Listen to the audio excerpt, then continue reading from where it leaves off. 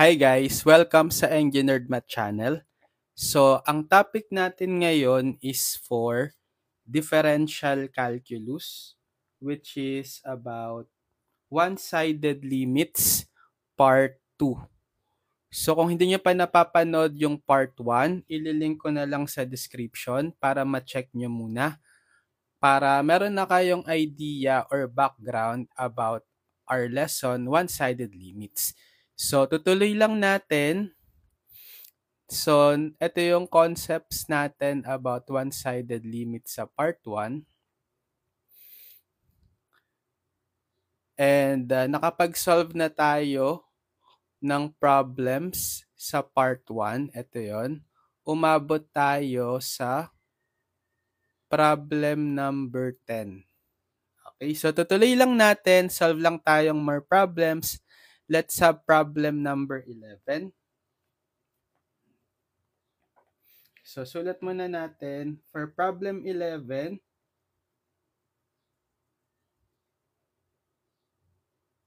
given f of x is equal to the piecewise function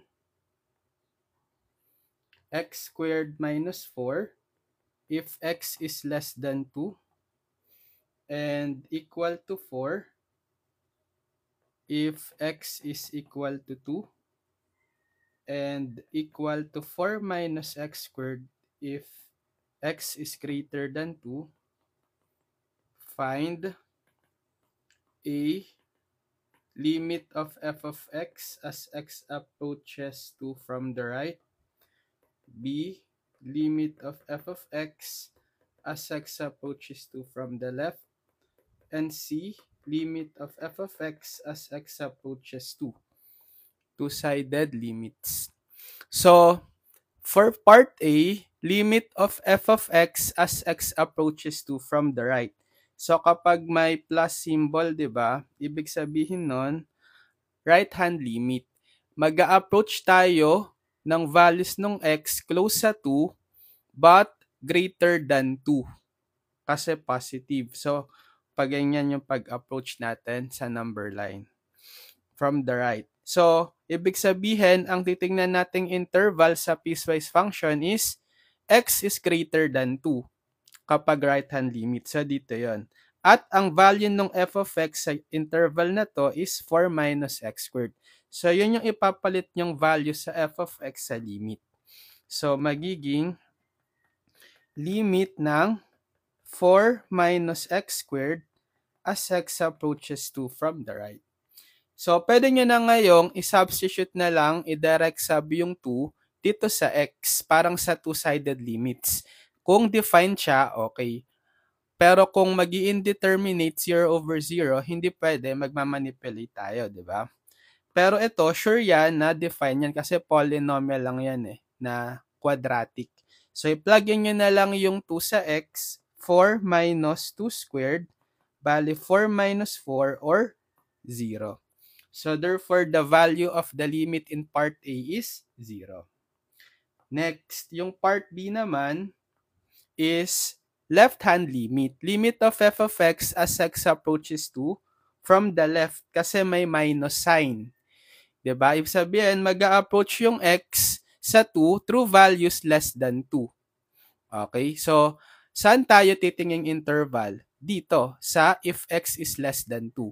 At yung value ng f of x dito sa interval na to is x squared minus 4. So, ito yung ipa-plug in nating value sa f of x sa limit.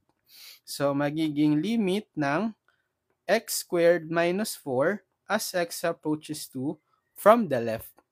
So, pwede nyo na lang ding i-direct sub yung 2 sa x, di ba? Parang sa two-sided limits. So, substitute nyo yung 2 sa x, bali we have 2 squared minus 4 or 4 minus 4 which is 0. So, the value of the limit in B is 0. Next, so sa part C naman, limit of f of x as x approaches 2. So, wala ka ng plus or minus sign sa 2. Ibig sabihin, two-sided limits na siya.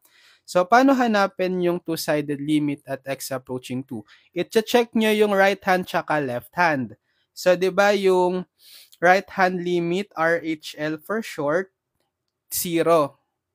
yung may positive RHL, right-hand limit. Tapos yung left-hand limit or LHL for short, yung may minus sign, ang limit na nakuha ay 0. So kapag pareho yung RHL tsaka LHL, magiging defined yung two-sided limit at x approaching 2. And same siya dun sa value nung parehong RHL at LHL which is 0. So since LHL is equal to RHL. Otherwise, kung hindi equal, does not exist. Okay. Next, number 12. For number 12, limit of the absolute value of x as x approaches 0. Okay, yan lang. Paano yung absolute value? So, this time, hindi binigay yung definition ng absolute value. Kasi it is assumed na alam nyo na yung absolute value. Piecewise function yung absolute value. So, kung re-recall natin, ang absolute value is a piecewise function equal to x if x is greater than or equal to 0 and negative x if x is less than 0. So, dahil ang pinapahanap sa atin is limit ng absolute value as x approaches 0, two-sided limit yan. Kasi wala kang plus or minus sign, di ba? So, dahil piecewise function si absolute value, okay, i-consider natin yung limit ng absolute value from the right as x approaches 0 and from the left as x approaches 0. Then, tsaka natin mako-conclude kung defined ba, does not exist, or define yung two-sided limit at x approaching 0. So, hanapin muna natin yung limit nung absolute value of x as x approaches 0 from the right. Ibig sabihin, mag-a-approach ng value si x through 0, approaching value si x sa 0 through to greater than 0, right? Kasi from the right. So, saan tayo titingin interval? Dito sa if x is greater than or equal to 0. At ang value ng absolute value doon is x. So, pwede nating ipalit yung value ng absolute value at x is greater than 0 as simply x, then as x approaches 0. Tapos, pwede nyo nang i-evaluate yung limit, pwede nyo na lang i-substitute yung 0 sa x, di ba? Parang sa two-sided limit. So, 0 agad yung limit. Okay? Next, ito yung RHL. Yung LHL naman or yung left-hand limit, yung may minus sign. So, this time, approaching x sa 0 through values less than 0. So, ganito yung pag-approach sa number line. So, saan tayo titingin interval? Siyempre, dito sa if x is less than 0. At ang value ng absolute value if x is less than 0 is negative x. So, negative x yung ipapalit nating value dito sa absolute value, sa limit. So, bale magiging limit of negative x as x approaches 0 from the left.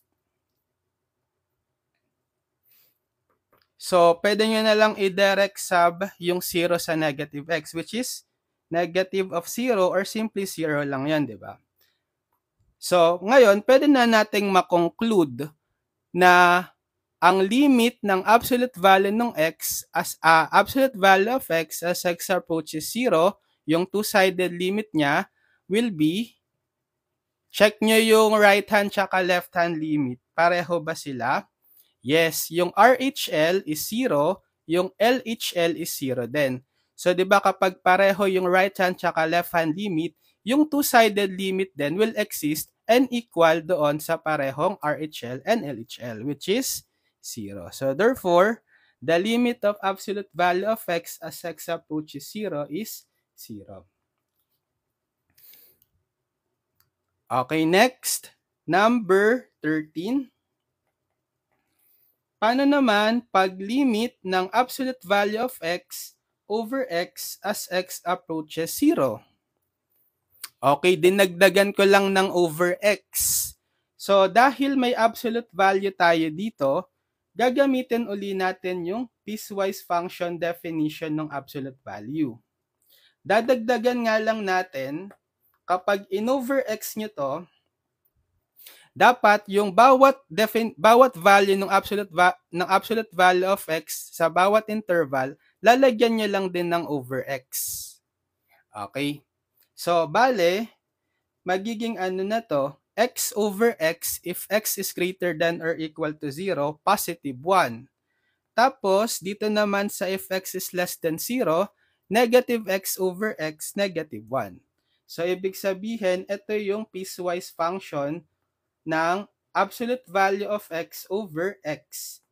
Equal siya sa 1 if x is greater than or equal to 0, and equal siya sa negative 1 if x is less than 0. So, dahil nga piecewise function siya, okay, pwede natin kuhain yung right hand tsaka left hand limit at x approaching 0. So, limit ng absolute value of x over x as x approaches 0 from the right muna tayo. Right hand limit. So, kapag right hand limit, dapat greater than 0. Dito tayo sa interval na to. At ang value nung absolute value of x over x dito sa interval is 1. So, ang ipapalit nating value dito sa absolute value of x over x is 1. Then, as x approaches 0 from the right.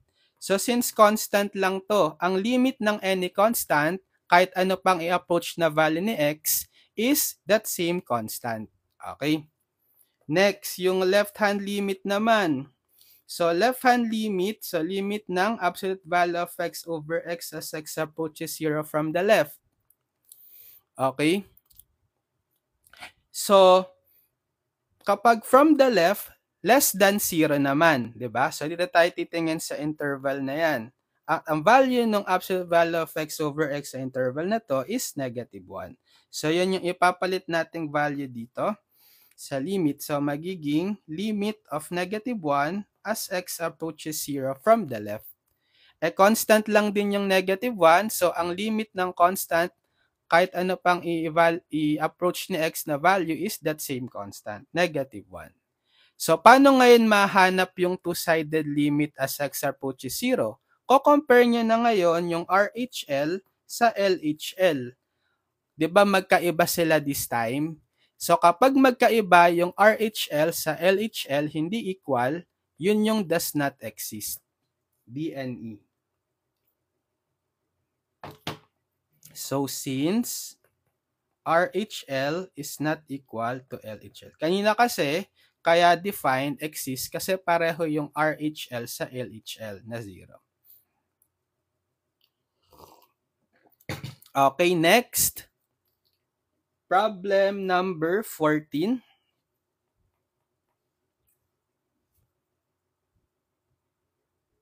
Limit ng absolute value of x minus 5 as x approaches 5. Okay, so basta may absolute value, expect nyo piecewise yan. So, lagi nyong i-apply yung definition. So, absolute value of x minus 5 is equal to x minus 5. So, parang ano siya, positive. Kanina, x lang, di ba? Ngayon, nagkaroon ng shifting, minus 5. Nagkaroon ng minus 5. So, ganun din, magiging x minus 5 if x minus 5 is greater than or equal to 0. Kumbaga, yung sa original absolute value definition, eto, apply nyo lang din, meron lang tayong added minus 5. So, this time, hindi siya x, but x minus 5 yung magiging value niya. Tapos dito, lalagyan nyo lang nung negative, etong x minus 5. So, quantity, negative quantity x minus 5. Ganon din sa interval, if x minus 5 is less than 0. Diba? Yan. So, pwede nyo ngayon tong i-simplify further. So, dito sa una,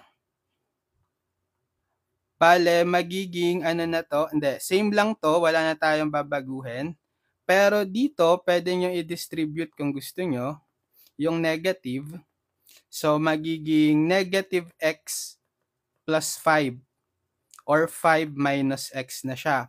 'Di ba? Kasi negative times negative, positive. So, pwede ko na lang gawin tong 5 minus x. Tapos, para makuha nyo yung pinaka-value ng x, solve nyo yung inequality. Pwede nyong i-transpose yung negative 5 dito sa kanan, magiging positive 5. So, if x is greater than or equal to 5, and dito rin, solve nyo yung inequality for x, pwede nyong i-transpose yung negative 5 sa kanan, magiging if x is less than 5. So ito ngayon yung magiging basehan natin na piecewise function para sa absolute value ng x minus 5. So dahil nga piecewise function siya, try nating hanapin yung right hand tsaka left hand limit. So limit ng absolute value of x minus 5 as x approaches 5, from the right muna tayo. So kapag from the right, dapat greater than 5. So saang interval titingin? Dito. Ang value nung absolute value of x minus 5 dyan is x minus 5. So, yun yung ipapalit natin dito. So, limit ng x minus 5 as x approaches 5 from the right. And then, pwede nyo nang i-apply yung pag-evaluate just like sa two-sided limits. Ipa-plug in nyo na lang yung 5 sa x kung defined. Defined naman yan, so bale 5 minus 5, 0. So, 0 yung right-hand limit. Okay. Paano naman yung left-hand limit? So, limit ng absolute value of x minus 5 as x approaches 5 from the left. So, kapag from the left, dapat less than 5. So, saang titinging interval? Dito. At ang value ng absolute value of x minus 5 dyan is 5 minus x. So, yun yung ipapalit yung value sa limit. Bale, limit ng 5 minus x as x approaches 5 from the left. So, pwede nyo na lang din ulit i-direct sub si 5 sa x para makuha yung limit. So, 5 minus 5, 0 pa rin. Yan. So, pwede na nating makonclude na yung two-sided limit ng absolute value ng x minus 5 as x approaches 5 is, dahil pareho yung RHL na 0, tsaka LHL, di ba, parang 0, mag-exist yung two-sided limit at x is 5, which is should also be equal din sa 0.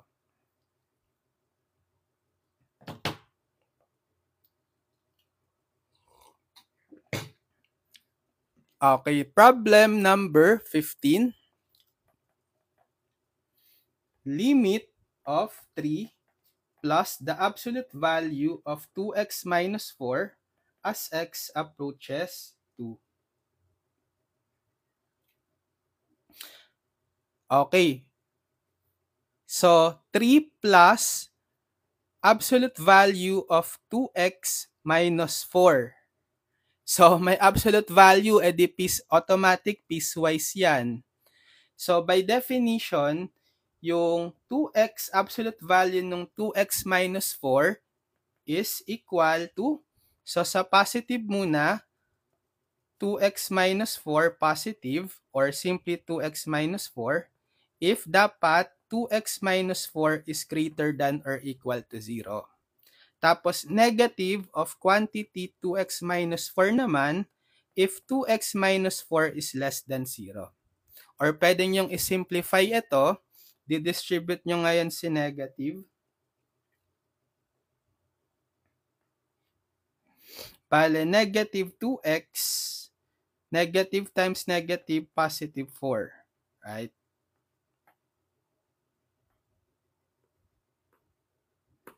Yan. Tapos, isosolve nyo yung inequality. Bale, itatranspose ko si positive 4 dito. Bale, 2x is greater than or equal to 4. And then, divide both sides by 2. X is greater than or equal to 2. Yan. So, ibig sabihin, equivalent to as asa if x is greater than or equal to 2.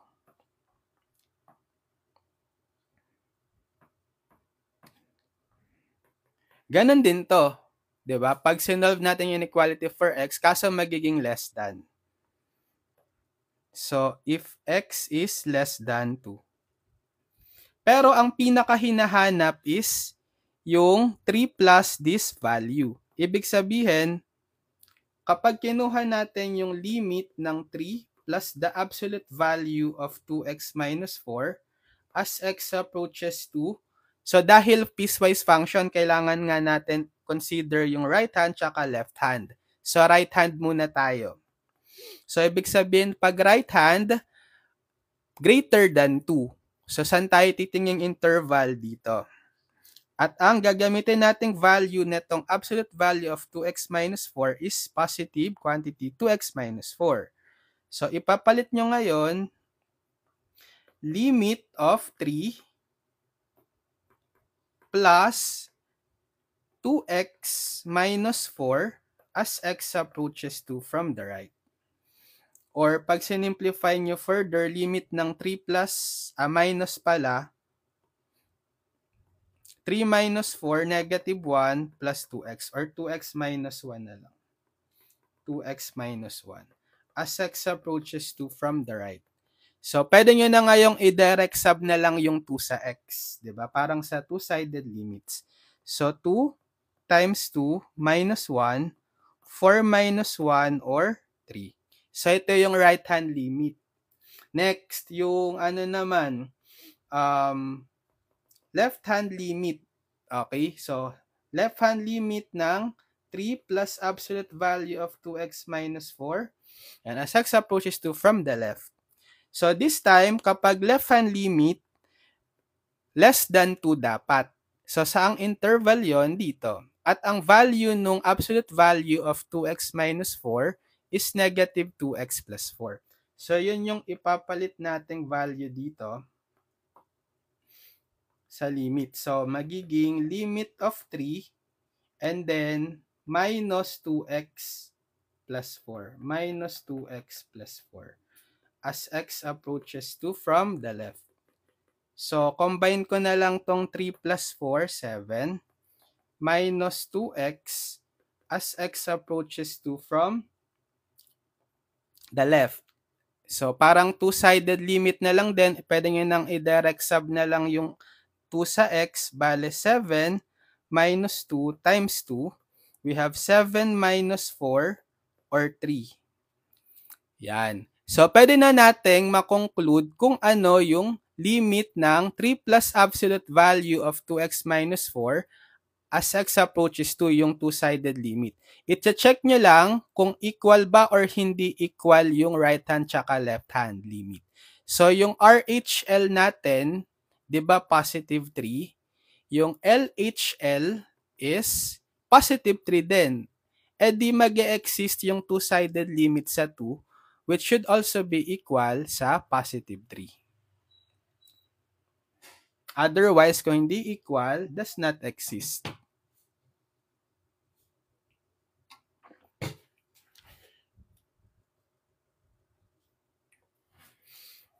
Okay. Problem number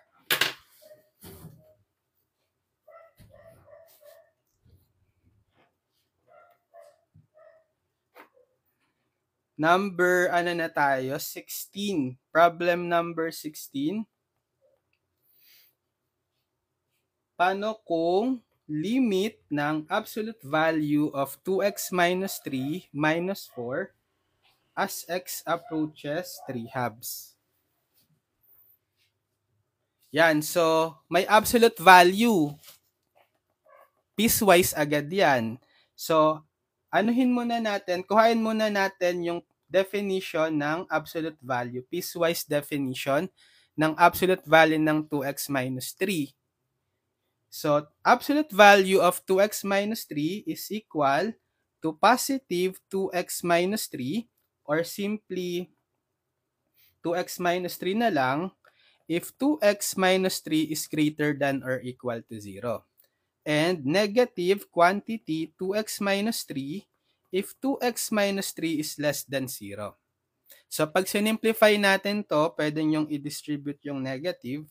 Pale, negative 2x and the negative times negative 3, positive 3. So, negative 2x plus 3 or 3 minus 2x. Okay? So, pwede nating ipalit dito is 3 minus 2x na lang. Tapos, solve natin yung inequality for x. So, transpose nyo lang si negative 3 sa kanan. So, 2x is greater than or equal to 3. And then, divide both sides by 2. So, x is greater than or equal to 3/2. Yan. So, ito yung other form neto. If x is greater than or equal to 3/2.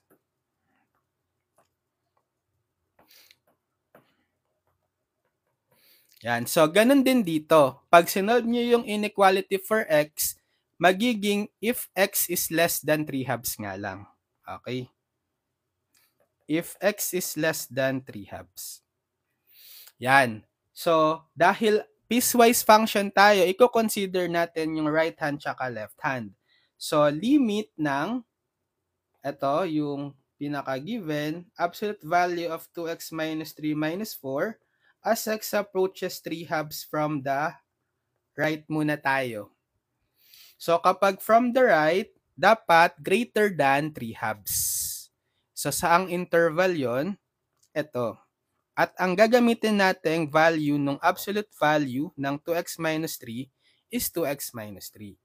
So, ipapalit ngayon natin dito is 2x minus 3. So, magiging limit of 2x minus 3 minus 4 as x approaches 3/2 from the right. And then, pag sinimplify natin to, limit ng 2x minus 7. Negative 3 minus 4, negative 7. As x approaches 3/2 from the right. So, pwede nyo na ngayong i-direct sub na lang si 3/2 dito sa x, parang sa two-sided limits. So, bale, 2 times 3/2 minus 7. So, cancel yung 2, 3 na lang, minus 7, 3 minus 7, negative 4. So, ito yung right-hand limit, negative 4. Next, kapag left-hand limit. Sige, copy ko na lang. Pero gagawin ko itong minus for the left-hand limit. Yan. So, kapag left-hand limit, less than 3/2 naman tayo, di ba? X is less than 3/2. So, dito tayo titingin sa interval na to. Ang value ng absolute value of 2x minus 3 is 3 minus 2x. So, yun yung ipapalit natin ngayon dito. Okay? 3 minus 2x. So, limit of absolute value of 2x minus 3, gagawin na natin 3 minus 2x and then minus 4 as x approaches 3/2 from the left. And then, konting simplification, combine lang natin yung 3 minus 4, negative 1. So, negative 1 minus 2x as x approaches 3/2 from the left. So, pwede nyo na ngayong i-direct sub na lang yung 3/2 sa x, parang sa two-sided limit. So, negative 1 minus 2 times 3/2. So, negative 1, cancel itong 2, negative 3 na lang. And, negative 1 minus 3, negative 4. Yan. So, yung left-hand limit is negative 4. So, paano natin mahanap yung two-sided limit at x is 3/2? Check nyo yung right hand tsaka left hand. Yung right hand limit natin is negative 4. Yung left hand limit natin is pareho sila, negative 4. E di mag-e-exist yung two-sided limit as x approaches 3/2 kasi equal yung right hand limit tsaka left hand limit. Dapat equal din sa negative 4. Okay? Otherwise, kung hindi equal nga, does not exist.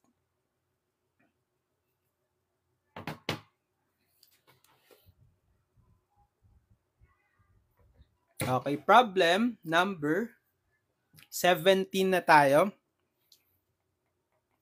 For problem number 17, limit of the square root of x minus 4 as x approaches 4. Okay, paano yan? Square root of x minus 4 as x approaches 4. Minsan kasi may mga function na meron silang limitation sa domain, 'di ba? Tulad nito, kapag may square root of x minus 4 tayo, dapat yung domain natin dito kasi radical na may index, even index. Para mag-define yan, dapat yung nasa loob ng square root is greater than or equal to 0. So, the domain neto dapat is x minus 4 is greater than or equal to 0 or x should be greater than or equal to 4 pag sinolve niyo inequality. Kasi bawal yung negative sa loob ng square root. Magkakaroon ka ng imaginary, di ba? I. So, kapag kinonsider natin yung two-sided limit neto, dapat i-consider nyo yung domain. Pwede ba siya kapag true values greater than 4? Pwede. So, kapag kinuha mo yung right-hand limit ng square root of x minus 4, pwede siya kasi halimbawa, ang sinet ng value ng x is 4.00001 minus 4, positive 0.0001. Pwede mong makuha yung square root nun. Or actually, ida-direct sub mo na lang si 4 sa x. So, square root of 4 minus 4 or square root ng 0, 0. Defined. Paano kapag left-hand limit? So, ang i-approach na value ni x is close sa 4 but less than 4. So, halimbawa, 3.99999. So, kapag pinlagin mo dito sa square root of x minus 4 yung 3.99999 minus 4, di ba, bawal kasi magne-negative. So, does not exist kapag left-hand limit yan. So, therefore, applying yung principle ng two-sided limit, para mag-exist yung two-sided limit, dapat equal yung right hand saka left hand. Pero dahil hindi sila equal, yung right hand is 0, yung left hand limit is dne, does not exist yung two-sided limit sa square root of x minus 4 as x approaches 4.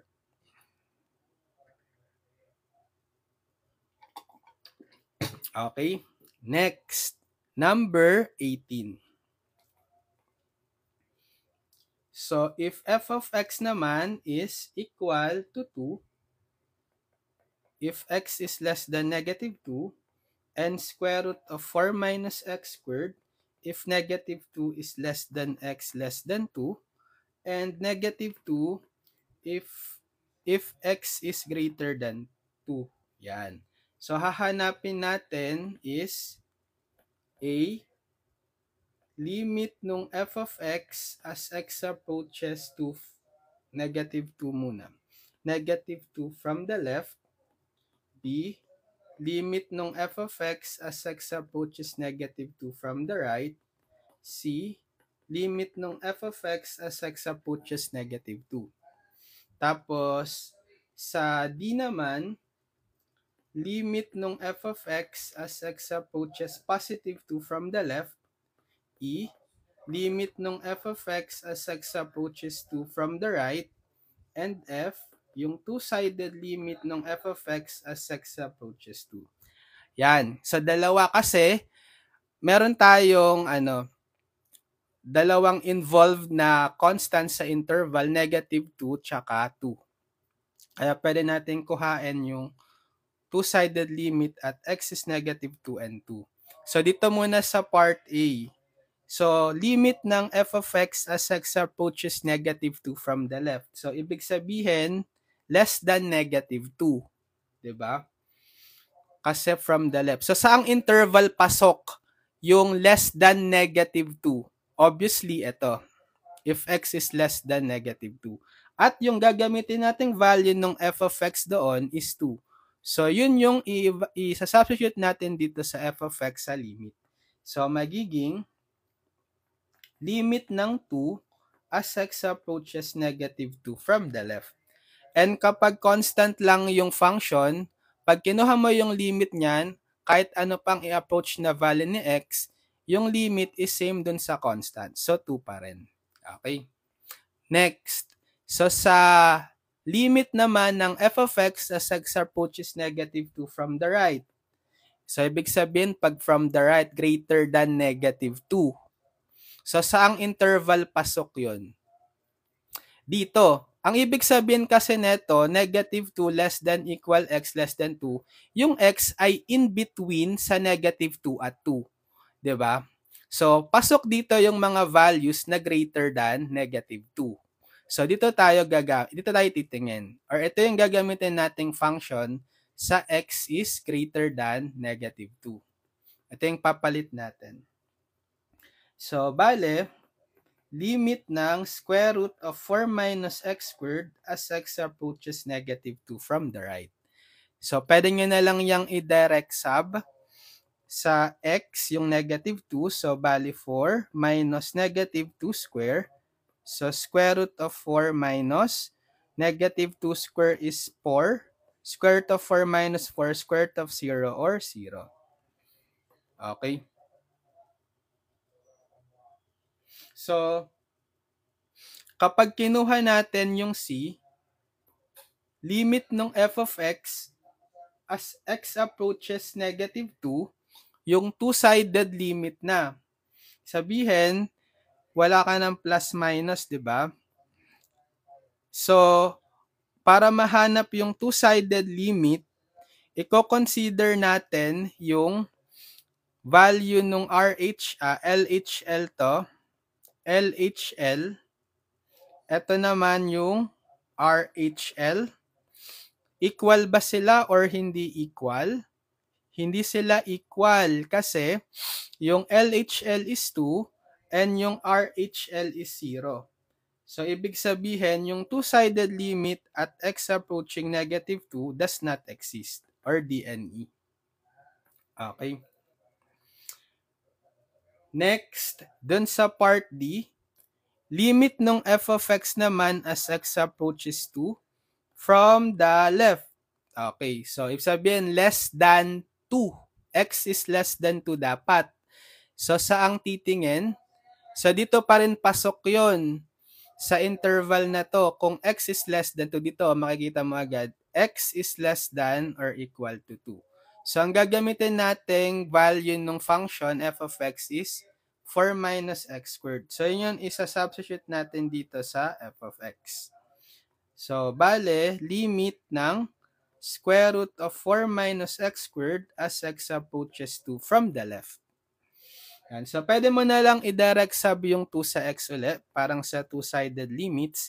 So, 4 minus 2 squared, square root of 4 minus 2 squared, 4, or square root of 0, 0. Yan. So, therefore, yung value netong d, yung limit is 0. Tapos, next, sa e naman, right-hand limit naman ng f of x as x approaches 2.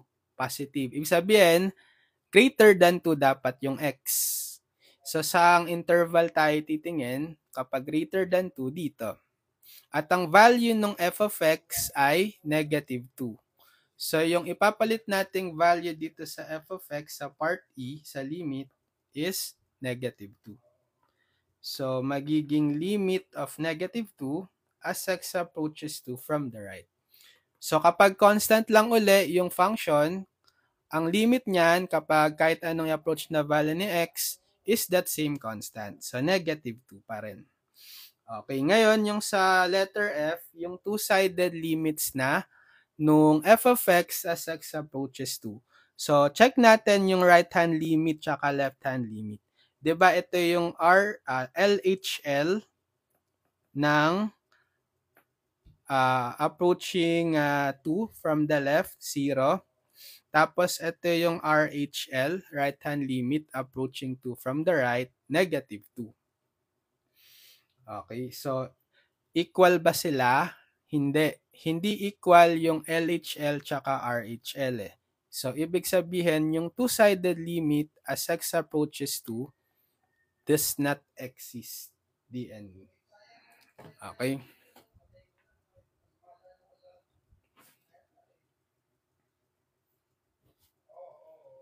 Next, anong number na tayo? 18. 19 na tayo. So, given f of t is equal to the piecewise function, cube root of t if t is less than 0, and square root of t if t is greater than or equal to 0. So, find the limit of f of t as t approaches 0 from the right, the limit of f of t as t approaches 0 from the left, and the limit of f of t as t approaches 0. Two-sided limit. So, hanapin natin yung right-hand limit, a. Kapag right-hand limit, dapat x at t should be greater than 0. So, saan titingin? Dito. At ang value nung f of t natin dito sa t greater than or equal to 0 is square root of t. So, ito yung ipapalit nating value dito sa limit. So, limit ng square root of t as t approaches 0 from the right. So, pwede nyo na lang i-direct sub yung 0. Defined ba yan kapag from the right? Yes. 'Di ba? Kasi, ibig sabihin, ang i-assign nating mga value kasi square root 'di ba? May consideration pag domain pag square root. Dapat greater than or equal to 0. So since from the right tayo, pwede kang mag-assign ng 0.000001, still positive. So magiging define. So kahit i-direct sub mo na lang yung 0, square root of 0, 0. So part A, the limit is 0. Next, paano naman yung left-hand limit? Okay? Yung left-hand limit, ibig sabihin, less than 0. So, saan tayong titinging interval dito, obviously. At ang gagamitin nating value ng f of t is the cube root ng t. So, yun yung ipapalit natin dito sa limit. So, magiging limit ng cube root of t as t approaches 0 from the left. So, pwede, this time pag cube root, pwede bang mag-negative? Pwede. Pwede kang mag-input ng negative sa cube root, 'di ba? Halimbawa, cube root of negative 8, negative 2. So, dito, cube root ng pwedeng kasi less than 0. So, pwede siya, i-substitute nyo na lang yung 0 sa cube root, bale 0 pa rin. Okay? So, para mahanap na natin yung two-sided limit at t approaching 0, check nyo yung RHL tsaka LHL. So, ito yung RHL 0, LHL 0 din. So, since pareho silang 0, yung RHL at LHL, mag-exist na yung two-sided limit na equal din dito sa 0.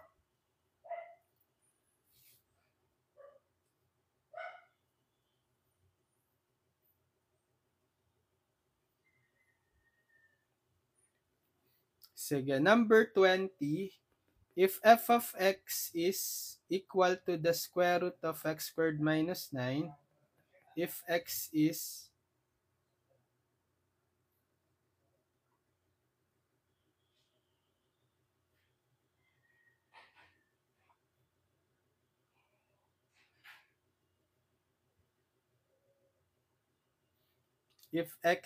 less than or equal to negative 3, or x is greater than or equal to 3, and square root of 9 minus x squared if negative 3 is less than x less than 3.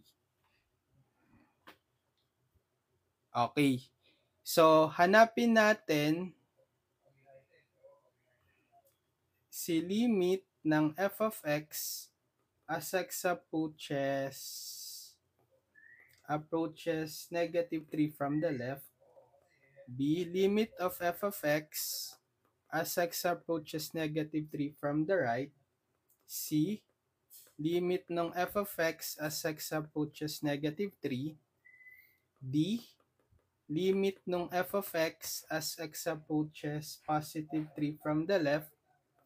D, limit ng f of x as x approaches positive 3 from the right.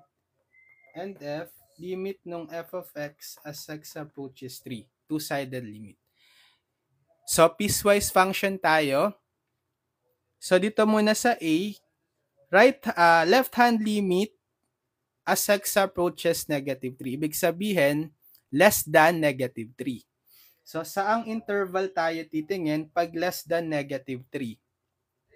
Dito, 'di ba? Dalawa yung condition niya dito. Pwedeng less than negative 3 tsaka greater than positive 3. So, ito yung gagamitin nating value ng f of x. Ipa-plug in dito sa limit. So, magiging limit ng square root of x squared minus 9 as x approaches negative 3 from the left. Okay? So, pwede nyo na lang i-direct sub yung negative 3 dito sa x. Parang sa two-sided limit. So, bale, negative 3 squared minus 9. So, square root of negative 3 squared is 9 minus 9. Square root of 0 or 0. So, therefore, yung part A, ang limit niya is 0. Okay, next. Doon naman sa part B, yung right-hand limit. Ibig sabihin, dapat greater than negative 3. So, saang interval pasok kapag greater than negative 3? Diba dito? Kasi ibig sabihin nito, yung x ay in between negative 3 at 3. So, dito papasok yung values na greater than negative 3. So, ito yung gagamitin nating function values. Square root ng 9 minus x squared, substitute nyo sa f of x. So, magiging limit ng square root of 9 minus x squared as x approaches negative 3 from the right. So, pwede nyo na lang yung i-direct sub ulit si negative 3 sa x. So, square root ng 9 minus negative 3 squared or square root ng 9 minus negative 3 squared ulit is 9. Square root of 9 minus 9, 0 or 0. Yan. So, sa part B, ang limit is 0. Ngayon, sa part C naman, yung two-sided limit sa x negative 3.